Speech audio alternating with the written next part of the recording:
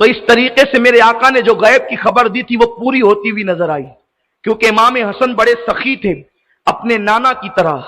ایک ایک وقت میں سائل کو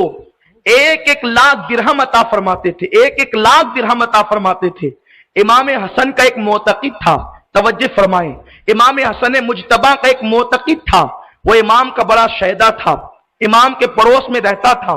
ایک دن اس نے خط لکھا امام کی بارگاہ میں، امام میں پریشان ہوں، مجھے 1,00,000 روپے کی ضرورت ہے، آقا آپ میری مدد فرمائیں۔ امام حسن مجتبی تک وہ خط پہنچا، آپ نے 1,00,000 اور پلس 1,00,000 2,00,000 درہم اس کو دیے، اور دینے کے بعد گھر میں بیٹھ کر آپ رونے لگے، آپ زاروں قطار رونے لگے۔ میری قوم کے جوانوں اور آقا کریم صلی اللہ علیہ وسلم کے دیوانوں، ذرا تصور کرو، حضرت امام حسن اپنے پڑوس میں رہنے والے اپنے چاہنے والے غلام کو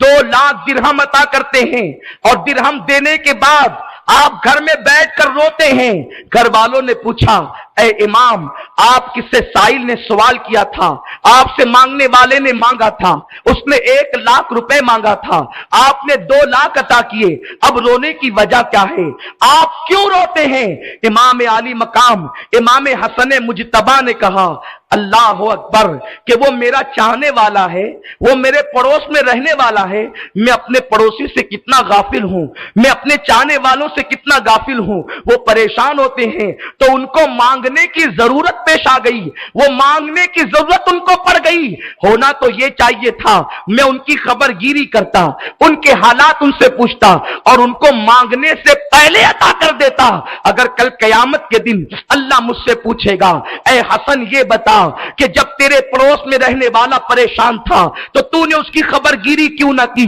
تو میں نے اس کی خبر گیری سے غافل رہا، اس وجہ سے رو رہا ہوں تاکہ میرا پروردگار مجھ سے راضی ہو جائے۔ میں تم سے پوچھنا چاہتا ہوں، جس کو میرے رسول نے پیدا ہونے کے بعد ہی جنتی جوانوں کا سردار کہہ دیا ہو، جنتی جوانوں کا سردار کہا ہو، وہ ذات جو امام حسین کا پیر و مرشد ہو، آپ ذرا توجہ کر سکتے ہیں، اللہ اکبر، امام حسین جس کے مرید ہو، امام حسین جس کے معتقد ہو، امام حسین کا جو مرشد ہو، اللہ اکبر، وہ امام حسن مجتبی ہمیں ذہن دے رہے ہیں کہ تمہارے پڑوس میں رہنے والا مومن، پڑوس میں رہنے والا ایمان والا، اس کی خبر گیری کرو، اگر اس کو ضرورت پیش آتی ہے تو اس کی ضرورت کو پورا کرو۔ آج تو حال یہ ہے، پڑوسیوں سے دولت چھپائی جاتی ہے، یقیناً دولت ایک حد تک چھپانے کا حکم بھی ہے، لیکن اگر پاس میں لاکھوں روپے موجود ہے، اگر پڑوسی پریشان ہے، یا اس کی اولاد پر کوئی وقت آ گیا ہے، یا کوئی بیماری کا معاملہ ہو، یا کوئی پریشانی کا معاملہ ہو، یا بیٹی کی شادی بیاہ کا معاملہ ہو، اور پڑوسی آ کر کے کہے، سیٹھ صاحب میری بیٹی کی شادی ہے، یا میرا بیٹا بیمار ہے، یا حادثہ ہو گیا ہے، آپ میری کچھ مدد کریں، تو سب سے پہلے ہمارے سیٹھ کی زبان پر جو جملہ آتا ہے وہ یہ ہے، آج کل بہت مندی ہے، آج کل بہت پریشانی ہے۔ میرے پیارے آقا صلی اللہ علیہ وسلم کے پیارے دیوانوں، امام حسن مجتبی فرماتے ہیں، اگر کسی کو دولت مند بننا ہے، وہ بندہ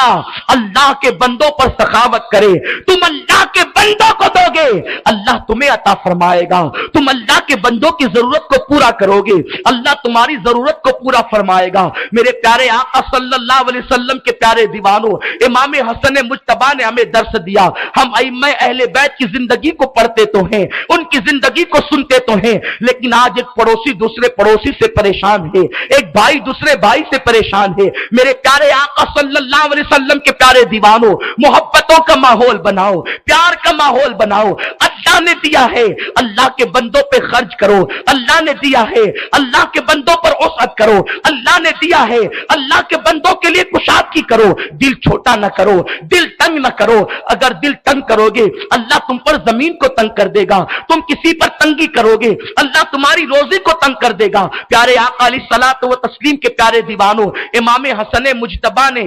ہر سال پیدل حج کیا، اور آپ نے کل 25 حج ادا کیے پیدل۔